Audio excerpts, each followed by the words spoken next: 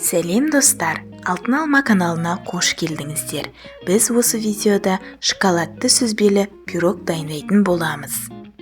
Алдымен каналға тіркеліп, видеоға лайк басып кетулеріңізді сұраймын. Егер сіздер шоколадты пирогты ұнатпайтын болсаңыздар, онда менің арнамда сүзбелі бәліштің какаосыз дайындалатын түрі де бар. Видеоның сілтемесін оң жақ бұрышқа бекітіп қоямын. Ыдысқа ұнды електен өткізіп саламыз.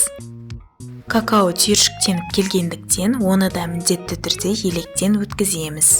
Какао бәліштің дәміне тікелей әсер етеді, сондықтан өзіңізге ұнайтын, дәмді, сапалы какао таңдаған жөн.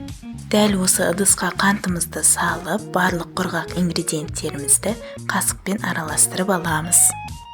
Енді ұсақтап туралған майды қойып, осының барлығын біріктіріп, қолмен ұнтаққа айналдырамыз. Майдың температурасы қатты маңызды емес. Нәтижесінде бізде қанық шоколад түстес ұнтақ пайда болады. Келесі кезекте бәліштің сүзбелі салмасын дайындаймыз. Ол үшін творогқа тұз, қант және жұмыртқаны салып, барлығын араластырамыз. Сүзбенің түйіршіктерін блендердің көмегімен езіп алуға болады. Қамырды көз мөлшерімен 3 бөлікке бөлеміз. Оның екеуі бәліштің негізі болса, қалған бір бөлігі бетіне себетін ұнтақ болады. Мен диаметрі 22 см форманың табанына фольганы төсеп дайындап қойған болатынмын. Қамырдың 3/2 бөлігін салып тегістеп болғаннан кейін сүзбелі салмамызды аударамыз. Енді оны қасықтың көмегімен біркелкі етіп жайып шығамыз.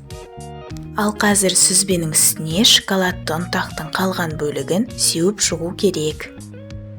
Пирогты қызып тұрған пеште 180 градуста 40 минут шамасында пісіреміз. Мен оны формадан пышақтың көмегімен оңай ажыратып алдым. Осындай сүзбелі бәлішті отбасы мүшелеріне, қонақтарға, тіпті тапсырысқа да пісіруге болады. Егер сізге рецепт ұнаған болса, комментарийға пікіріңізді қалдырып, видеоға лайк басуды ұмытпаңыз. Бөлген назарларыңызға рахмет, келесі видеода көріскенше.